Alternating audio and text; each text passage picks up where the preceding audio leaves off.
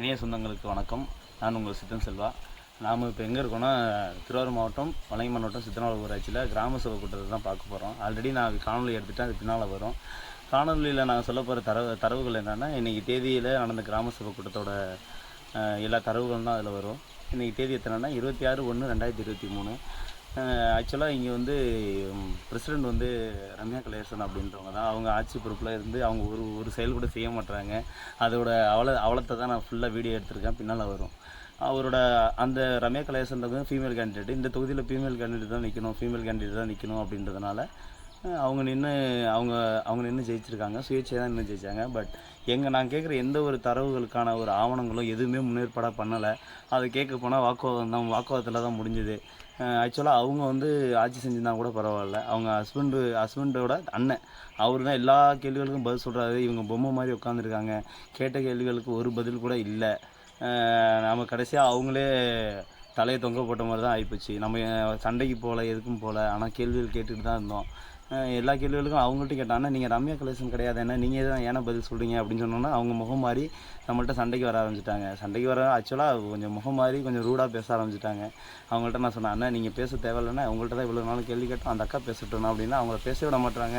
அவங்க கணவராக இருக்கட்டும், கணவரோட அண்ணனாக இருக்கட்டும், அவரோட முன்னேற்பாடில் தான் இந்த கூட்டமும் நடக்குது. எதுவுமே ஆனால் ஒரு ஆவணங்கள் இல்லை. நான் கேட்ட கேள்விக்கான ஆவணங்கள் எதுவுமே கிடையாது. இவ்வளோ செலவாயிருக்கு, இவ்வளோ வரவு வந்திருக்கு, அதுக்கான ஆவணங்கள் வைங்கன்னா வைக்க மாட்டாங்க. அந்த காணொலி தான் நீங்கள் பார்க்க போகிறீங்க. காணொலியை பார்த்துருவாங்க, மீதியை நம்ம அப்புறம் பேசுவோம். வணக்கம். சரி, மைதானம் சொல்லிருந்தீங்க, அதுவும் நீங்க மைதானம் பண்ணிருக்கோம். அதாவது இடம் பார்த்துருக்கோம். 3 வருஷம் ஆயிடுச்சு. நீங்க சொல்லிக்கிட்டே தான் இருக்கீங்க, இன்னும் ஒண்ணுமே இல்ல. கிரவுண்ட் நீங்க வந்து கேட்கறப்ப பண்ணி தரணும்னு சொல்லியிருந்தாங்க, ரைட்டா? அதுக்கான மெட்டீரியல் கொடுத்தாங்க. நம்ம ஒரு கோயில் இடத்துல நம்ம பண்ணிருக்கோம். அது அங்க அந்த அளவுக்கு ஒண்ணுமே சுத்தம் பண்ணுங்க. அங்க ஒருத்தர் இல்ல. ஆனா மெட்டீரியல் தான் வாலிபால் கொடுத்தாச்சு, நெட்டு கொடுத்தாச்சு. சரிண்ணா, 2022 நிதியாண்டோட கணக்கு வழக்கு எப்ப தருவீங்க? எடுத்து வச்சிருக்கீங்களா? இல்ல, இன்னைக்கு நீங்க சப்மிட் பண்ணணும் தானே? நீங்க அது பண்ணவே இல்லையே.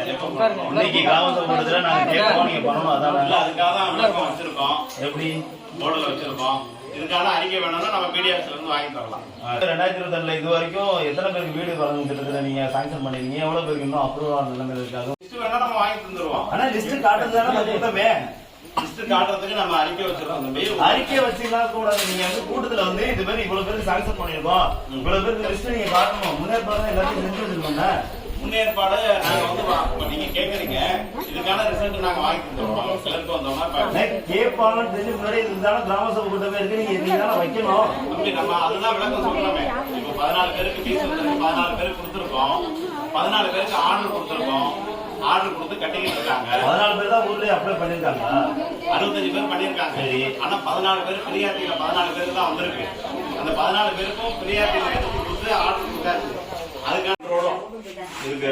சரி, 2022 நம்ம பஞ்சாயத்துக்கு எவ்வளவு நிதி கொடுத்தாங்க? அந்த அதுக்கான உங்க டீடைல்ஸ் வாங்கி எவ்வளவு ஒதுக்குனாலும் சொல்லுங்க.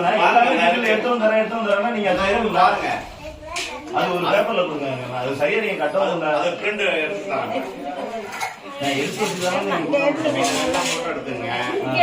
பிரிண்ட் வந்து கிளர்க்கு மகளிர் வீட்டுக்குள்ள போயிருக்காங்க.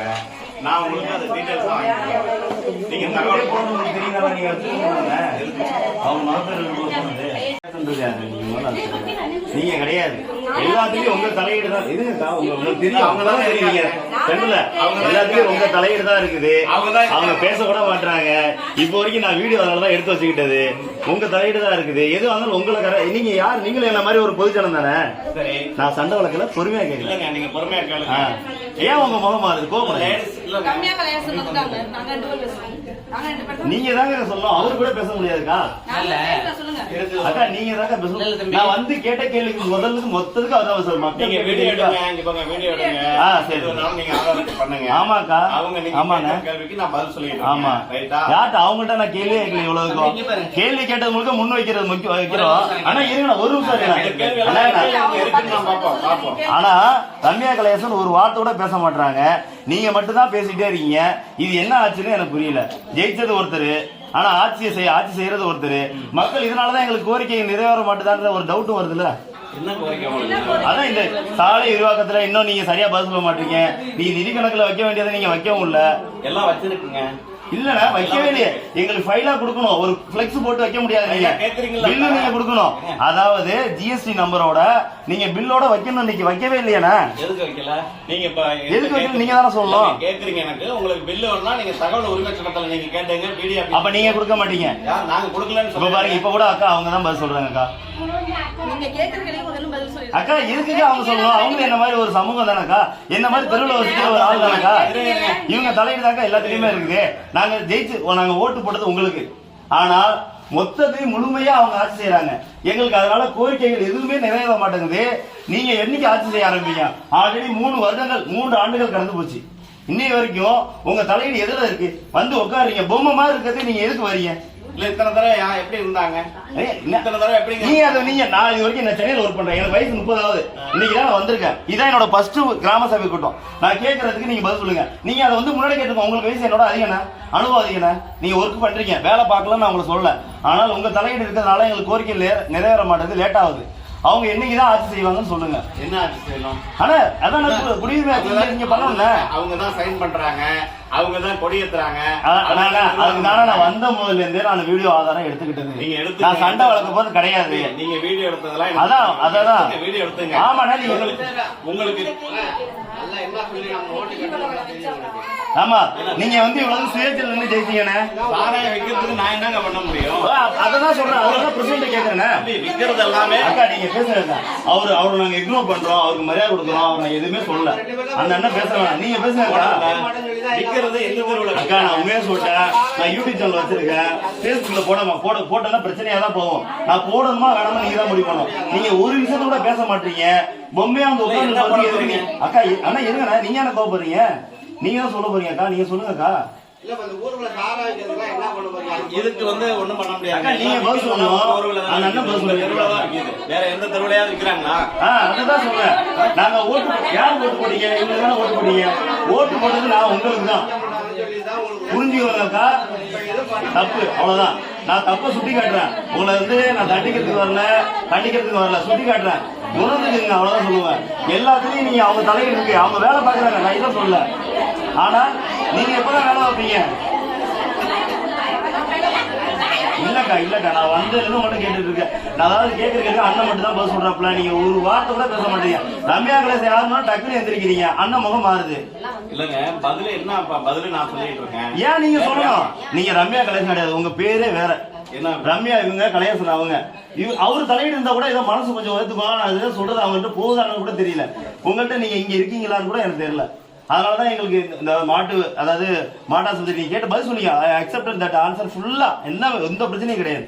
பட் நாங்க கேட்ட கோரிக்கை எல்லாமே லேட் ஆகுது. காரணம் ஒண்ணு உங்க தலையீடு இருக்கிறதுனாலயா, இல்ல அவங்க தலையீடே இல்லாதனாலயா? என்ன கோரிக்கை கேட்டிருக்கீங்க லேட் ஆகும்? ஆமா 100 நாள் வேலை வந்து ஒரு தெருவுக்கு தான் வருதுன்றாங்க, ஒரு தெருவுக்கு வர மாட்டேன்றாங்க. எல்லாத்தையும் இப்ப சிம்பிள் இந்த நிதியாண்டோட ஆனா இருங்கய்யா 22ஓட நிதி கணக்கு நீங்க பில்லோட வைக்கணும். வைக்கல கேட்டா பதில் இல்ல. நான் அந்த அக்கறை கேட்கிறேன், அதுக்கு நீங்க தான் பதில் சொல்றீங்க. கொஞ்சம் பொறுமையா இருக்கல. நீங்களும் என்ன மாதிரி ஒரு ஆள் தானே. நீங்க பிரசிடண்ட் கிடையாதுல. நீங்க வாய்ப்பு சொல்லுங்க. நான் கேட்கிற கேள்வி நீங்க பிரசிடண்ட் கிடையாது தானே. நீங்க பிரசிடண்ட் கிடையாது தானே. ஏன் சொல்ல மாட்டீங்க? இத்தனை வருஷமா இருந்தவங்க லேடிஸா நீங்களும் பிரசிடண்ட் கிடையாதுல. நானும் தான் உங்களை மாதிரி தானே கேக்குறேன். அப்படியே நீங்க சொல்லுங்க. அக்கா நீங்க சொல்லுங்க. ஒருபோதும் நான் அக்கா பேசுறது நீங்க கேக்குறதுக்கு பதில் சொல்லுங்க. 3 பேரும் பேசு. இல்ல நீங்க கேக்குறது நான் பதில் சொல்லுங்க. இத்தனை வருஷமா இத்தனை பிரசிடண்ட் இருந்திருக்காங்க. லேடிஸ் அத நான் ஆன்சர் பண்ணிட்டேன். எனக்கு வயசு 30. ஆமா 9 ஆண்டுகள் நான் சென்னையில ஒர்க் பண்ணிருக்கேன். 11 ஆண்டுகள் சென்னையில ஒர்க் பண்ணிருக்கேன். வீக்லி ஒரு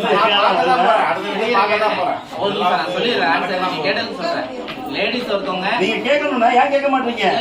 என் வயசு நீங்க கேட்டு இந்த வயசுக்கு இது நடந்திருக்காதுல்ல.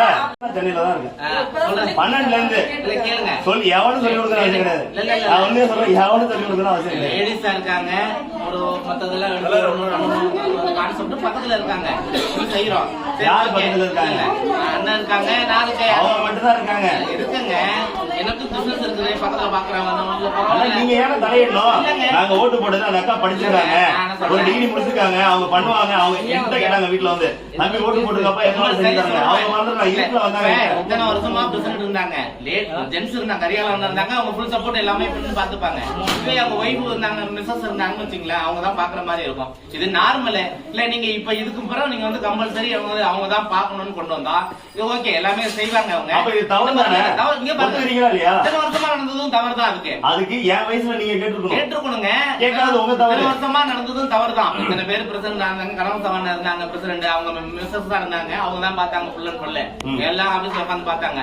இது இப்ப லேடிஸா இருக்கனால அவங்களும் பாக்குறாங்க. ஆனா இதுக்கப்புறம் இந்த இதே ஆக்சன் இங்கே இதே இருக்கும் நடந்துச்சுன்னு நடக்கிற மாதிரி பண்ணி விட்டுருவோம். இப்ப இவங்களுக்கு உங்க பொறுப்பெல்லாம் வந்து பார்ப்பாங்க. என்ன குறை இருந்தாலும் இவங்க ஆபீஸ் வருவாங்க, நீங்க சொல்லலாம், ஒன்னும் பிரச்சனை இல்லை, எல்லாம் பண்ணிக்கலாம். ஆனா இதுக்கப்புறமும் இதே கொஸ்டின் இதே ஆன்சர் நான் இதே கேள்வி கேட்பேன். நானும் வீடியோ கடை வச்சிருக்கோம், நீங்க கேட்கற மாதிரி இதை பார்ப்போம். இதுக்கு அப்புறம் வருவாங்க, இவங்க எல்லாம் ஆன்சர் பண்ணுவாங்க. ஓகேவா? இதுக்கு கிளியர் ஆச்சுங்களா? அடுத்த கொஸ்டின் என்னன்னு சொல்லுங்க அக்கா. அதாக்கா சொல்லுங்கக்கா, அந்த விளையாட்டு மைதானத்துக்கு நீங்க பதில் சொல்லுங்க. இப்பதான் பிரசிடண்ட் நான் கேள்வி கேட்கிறேன். ரெடி பண்ணி தரோம், நீங்க சொல்லிருக்கீங்க, ரெடி பண்ணி அக்கா 3 ஆண்டுகளா நீங்க ரெடி பண்ணி கொடுக்கவே இல்லக்கா. சொல்லிட்டு தானே இருக்கோம், நாங்க இடம் பார்த்துட்டு இருக்கோம், பார்த்து ரெடி பண்ணி தரோம். சரி, ஓகே. சாலை விரிவாக்க திட்டத்துக்கு எந்த நாளையும் எப்ப ஒரு கால அளவு கொடுங்க. இவ்வளவு நாள்ல, அதாவது மயானத்துக்கு ஒரு சடலத்தை தூக்கிட்டு போக கூட முடியல, அந்த மாதிரி அவதி நிலையில இருக்கும். ஃபுல்லா ரோடு ஃபுல்லா குண்டு குழி தான். அதாவது அந்த அன்னைக்கு வந்து தார் சாலையை ரெடி பண்றதுக்கு அவங்க கையில இருந்து காசு போட்டு அந்த ரோட ஃபுல்லா கூட்டிட்டு அதுக்கப்புறம் தான் அவங்க ரெடி பண்ணி தூக்கிட்டு போற மாதிரி இருக்கும் இருக்குது. அதான் சொல்றேன். இந்த தெருவா இருக்கட்டும், அந்த அந்த சைடுல உள்ள அந்த அது ஆசாரி தெரு ஃபுல்லா அந்த சைடு பின்னாடி இருக்கிற தெருவா இருக்கட்டும், மேலமாதா கோயில் தெரு, அது எல்லாமே அப்படிதான் இருக்குது. போடும் போதே விரிவாக்க திட்டம் போடும் போதே நீங்க அதுக்கெல்லாம் போட்டுருக்கலாம். எந்த டேமேஜ் ரொம்ப அதிகமா இருக்கோ அதுக்கு போட்டுட்டு நீங்க இதுக்கப்புறம் இதுக்கு போட்டுருக்கலாம். சொல்லுங்கக்கா.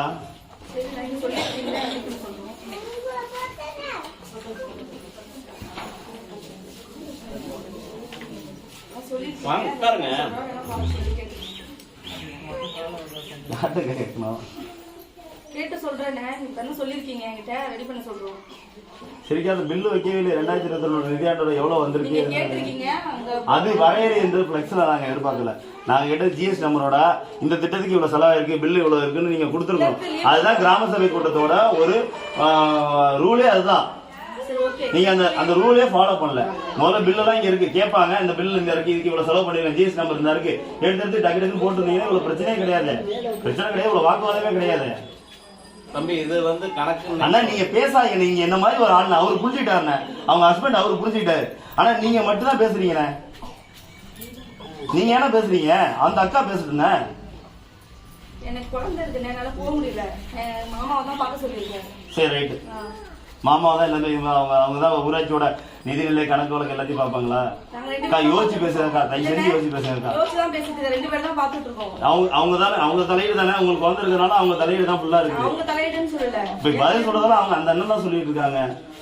ஏன் கோவப்படுறீங்க? நான் அவங்கள்ட்ட கோவப்படல. சரி, சொல்லுங்க. என்னால குழந்தை இருக்கனால மத்த விஷயத்துக்காக ஈடுபட முடியாது, நைட் டைம்ல எல்லாம் போக முடியாது. எல்லாம் எங்க மாமா இருக்காங்க, அவங்க நான் போக சொல்றேன், எல்லாரையும் பாத்துக்க சொல்றேன். நீங்க எதாவது சொல்லுங்க, நாங்க பாக்குறோம்.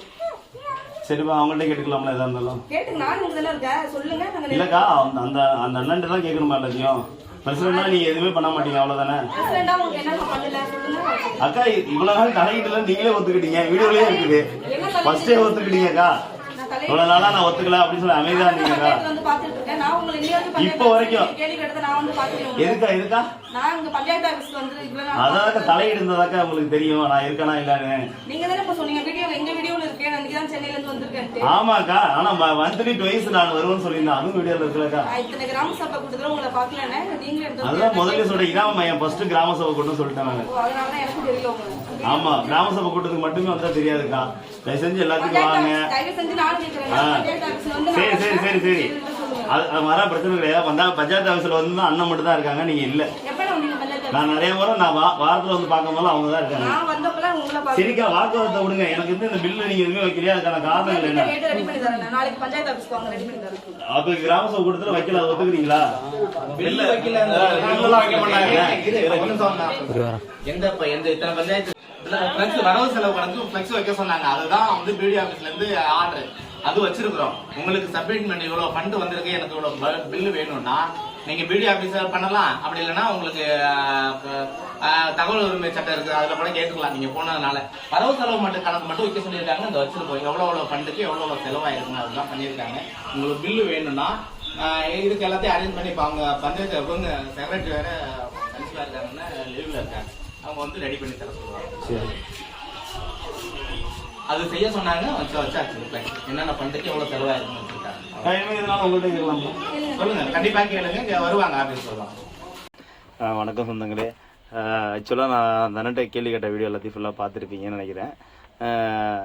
இதில் என்ன தெரியுதுன்னா வந்து பிரசிடெண்ட் வந்து கொஞ்சம் கூட செயல்படல அப்படின்றது தான் தெரியுது. இது மிகவும் ஒரு சட்ட ரீதியாகவும் சொல்கிறேன், ஒரு துறை ரீதியாகவும் ரொம்ப தவறான ஒரு செயல்பாடு. இது அவங்க அந்த அக்காவுக்கே தெரிய மாட்டேங்குது. ஒரு கிராம சபை கூட்டத்தில் என்ன ஆவணங்கள் வைக்கணும், எப்படி நடத்தணும், அந்த முறைகளை அவங்க சுத்தமாக பின்பற்றல. அதை கேள்வி கேட்டால் அந்த அக்கா நான் ரொம்ப நேரம் அமைதியாக இருந்துட்டாங்க. ரொம்ப நேரம் நிறைய வீடியோ எடுத்ததுனால நேரக்குறைவுனால நிறைய வீடியோ நான் கேள்வி கேட்ட வீடியோலாம் கொஞ்சம் தூக்கிட்டேன். அது மட்டும் இல்லாமல் இப்போ நான் சென்னையில் ஒர்க் பண்ணுறதுனால நான் எப்படியும் மாதத்துக்கு 2 மாதம் 2 வாட்டி 1 வாட்டி தான் வர மாதிரி இருக்குது.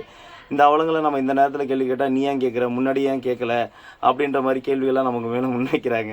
சரி, ஓகே தான். அது என் ஏஜுக்கு நான் இப்போ தான் கேட்க ஆரம்பிச்சிருக்கேன். என்ன மாதிரி எத்தனை பேர் கேட்குறாங்கன்னு தெரில.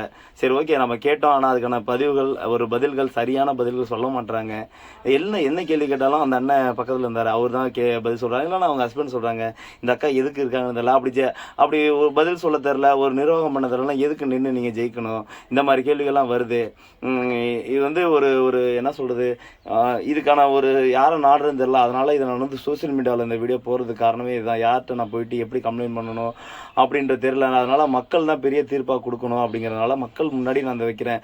ஆனால் அவங்கள்ட்ட நான் சொல்கிறேன், வீடியோ எடுக்க, நீங்கள் வீடியோ எடுங்க, என்ன வேணாலும் போடுங்க, எங்கே வேணாலும் போடுங்க அப்படின்னு அவ்வளோ தைரியமாக சொல்கிறாங்க.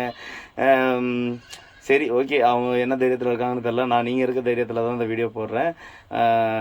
தமிழக முதல்வருக்கு போகிற வரைக்கும் இதை கொஞ்சம் ஷேர் பண்ணுங்கள். அப்புறம் தமிழக மீடியாக்கள் இதை கொஞ்சம் காணொலியாக எடுத்து உங்களுக்கு தேவையானதை எடுத்து கொஞ்சம் தயவு செஞ்சு போடுங்கன்னு உங்களை கை கூப்பி கேட்டுக்கிறேன். நன்றி, வணக்கம். உங்கள் நண்பன் சித்தன் செல்வா.